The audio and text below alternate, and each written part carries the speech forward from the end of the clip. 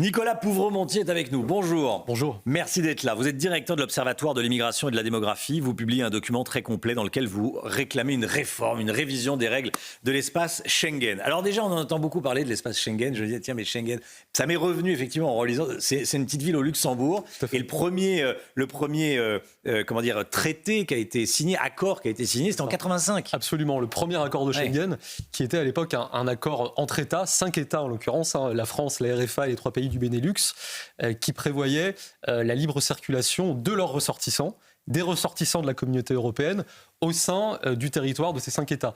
Depuis, Schengen a été internalisé dans le droit de l'Union européenne et c'est aussi étendu dans son principe de libre circulation aux ressortissants extra-européens, ce qui pose un certain nombre de difficultés. Alors, là maintenant, on n'est plus en 85, on est 39 ans plus tard.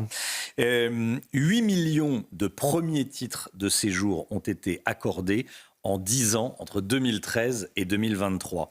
C'est comme si un nouvel État avait été intégré dans l'Union européenne avec uniquement des demandeurs d'asile. Pour bien comprendre de quoi on parle exactement quand on parle d'immigration, on peut rentrer illégalement, on peut rentrer avec un premier titre de séjour, on peut rentrer également en demandant l'asile et on verra ensuite. Déjà sur les titres de séjour, 8 millions de premiers titres de séjour. Alors, 8 millions de premières demandes d'asile. De premières demandes d'asile, oui. Effectivement, c'est un phénomène absolument inédit. Et de ce point de vue-là, l'accélération migratoire très forte qu'a connue l'Union européenne au cours de la dernière décennie est largement portée par cette dynamique de l'asile. Vous l'avez dit, c'est l'équivalent de l'adhésion d'un nouvel État membre qui serait le 15e par la taille de sa population, juste après l'Autriche et juste devant la Bulgarie. Si on regarde la dynamique par année, rien que l'an dernier, l'Union européenne a enregistré plus d'1 million de premières demandes d'asile, ce qui est une multiplication par 3 par rapport à 10 ans auparavant, par rapport à 2013. Donc on voit bien que la dynamique de l'asile en Europe, elle est tout à fait hors de contrôle. Et elle nourrit aussi l'immigration illégale sur le continent européen, puisque une part importante de ces demandeurs d'asile sont déboutés de leur dossier d'asile, et ensuite, du fait notamment des normes actuelles de l'espace Schengen, se promènent librement dans l'ensemble de l'espace. La Commission des affaires étrangères de l'Assemblée nationale estimait en 2018 qu'il y avait quelque chose comme 500 000 personnes, 500 000 déboutés du droit d'asile, qui passaient de pays en pays dans l'espoir d'obtenir une régularisation. Voilà pour les demandes d'asile. Pour les premiers titres de séjour, on est passé d'1 500 000 en 2012 à 3 500 000 en 2022. Quand on a un titre de séjour, on peut circuler librement à l'intérieur de Schengen. Et là aussi, le bas blesse. Les demandes d'asile, on a vu, les déboutés sont très rarement expulsés. Donc, voilà. Et deuxième problème, en tout cas à noter, c'est que les premiers titres de séjour peuvent être accordés une liberté de circulation dans Schengen et peuvent être accordés par un autre pays que la France, par exemple. Mais c'est tout à fait ça. C'est-à-dire que l'état actuel du droit de Schengen troue absolument la cohérence de notre politique d'immigration légale. C'est-à-dire que, comme vous le soulignez justement, un titre de séjour octroyé dans un pays membre de Schengen ou un visa Schengen octroyé par l'un de ces pays autorise à circuler librement dans tout l'espace. C'est-à-dire que, par exemple, on obtient un visa Schengen en Italie, et techniquement, on a le droit de se rendre en Islande. Et ça crée aussi des filières d'immigration illégale qui arrivent en aval de ces... Voilà, puisque... Prenons un cas, c'est ingérable. Typiquement, si on prend un cas, si je puis dire, assez fréquent, qui est celui d'un ressortissant algérien qui cherche une voie d'immigration vers la France, il va d'abord demander un visa de court séjour à l'ambassade de France ou à un consulat français en Algérie, qui va peut-être le lui décliner, parce qu'on fait attention au risque d'immigration illégale. Qu'est-ce que va faire ce ressortissant algérien ? Il va demander le même visa au consulat espagnol ou italien, qui va le lui accorder parce qu'il y a beaucoup moins de sujets d'immigration algérienne dans ces pays. Et grâce à ce visa Schengen obtenu en Espagne ou en Italie, il va pouvoir se rendre de manière régulière en France.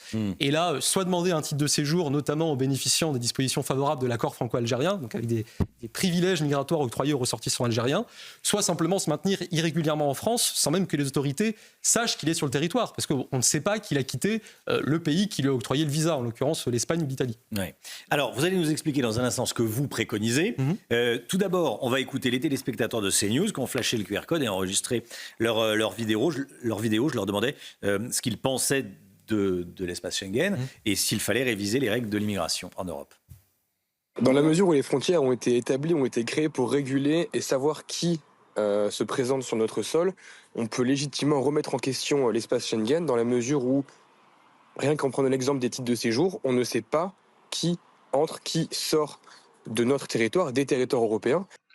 À l'heure où tous les pays raisonnables et raisonnés arrêtent les migrations et au contraire ont une politique très répressive contre les migrations, la France continue, avec ce gouvernement, à accueillir des gens qui sont majoritairement des hommes, qui n'ont strictement rien à faire sur le pays. Bon. Donc, là, il y a plutôt un consensus pour dire qu'il faut faire quelque chose. Alors, qu'est-ce que vous préconisez à l'Observatoire ? Il y a quelque chose qui, je puis dire, à la fois tombe sous le coup du bon sens et en même temps fait écho à la réalité de l'accélération migratoire. C'est finalement revenir au principe de Schengen. Je l'évoquais. Vous évoquiez à l'instant l'accord Schengen de 1985. Au départ, c'est une libre circulation pour les ressortissants européens. Au fil des réformes du droit de l'Union européenne, on a étendu l'interdiction des contrôles aux frontières également aux ressortissants extra-européens. L'idée, c'est maintenant de revenir à l'esprit de Schengen, de réserver la libre circulation aux seuls citoyens européens et de permettre la réalisation de contrôles aux frontières pour les ressortissants de pays tiers. Alors ça peut prendre des formes différentes. Une des formes à la fois les plus efficaces sans doute et les moins gênantes pour les citoyens européens qui passent régulièrement une frontière, par exemple, pour aller travailler, sont les contrôles mobiles. Des contrôles mobiles ciblés dans les zones frontalières, ce qui aujourd'hui est interdit par le droit de Schengen, qui n'interdit pas seulement les contrôles fixes aux frontières, mais qui interdit aussi les contrôles dans les zones frontalières, si jamais elles ont un effet équivalent au contrôle aux frontières. C'est vous dire la folie dans laquelle on se trouve. Donc typiquement, réserver les bénéfices de la libre circulation aux Européens, supprimer les visas Schengen de court séjour, donc un court séjour c'est 90 jours maximum, qui sont, on l'a vu, une aubaine absolue pour l'immigration illégale, et finalement être en mesure de se donner les moyens aussi logistiques, parce que au fil des années, on a déshabillé la police aux frontières. Si demain, comme nous le souhaitons, on rétablit une possibilité de contrôle aux frontières, il faut absolument des moyens suffisants. La Cour des comptes, dans son rapport sur la lutte contre l'immigration irrégulière en janvier, nous expliquait que pour garder une frontière de 117 km entre les Alpes-Maritimes et l'Italie, il y avait 20 policiers de la PAF quand les magistrats sont allés leur rendre visite, en sachant qu'il s'agit là d'une voie d'accès majeure. Donc à la fois réformer le droit et se donner les moyens concrets, pratiques, humains de mettre en œuvre cette réforme du droit. Qu'est-ce qui amène le plus d'immigration en France et en Europe? Sont les titres de séjour ou les demandes d'asile? Alors, à ce stade, ça reste les titres de séjour, en sachant que sur 10 ans en France, le motif principal des titres de séjour est un motif familial, sur lequel aujourd'hui le politique est très contraint, parce qu'on est sur un type d'immigration qui est largement encadré par les traités. Je pense notamment à la Convention européenne des droits de l'homme, son article 8 sur le droit à la vie privée et familiale. Néanmoins, en dynamique, c'est bien l'asile qui connaît aujourd'hui la croissance la plus forte. Je l'évoquais, une multiplication par 3 du nombre annuel de demandes d'asile en Europe depuis 10 ans. Si on prend le cas de la France, depuis la fin des années 2000, le nombre annuel de ces premières demandes d'asile a augmenté de 245%. Donc on est vraiment sur une croissance qui est sans précédent et qui porte l'ensemble des flux, en sachant qu'au-delà de l'asile même, les demandes d'asile, c'est évidemment une voie d'immigration économique et c'est évidemment une voie d'accès légale sur le territoire pour ensuite se maintenir de manière illégale, irrégulière, une fois que le dossier est rejeté, ce qui est le cas de la majorité des dossiers d'asile. Nicolas Pouvremonti avec nous ce matin. Merci beaucoup. Merci à vous. Bonne journée, à bientôt.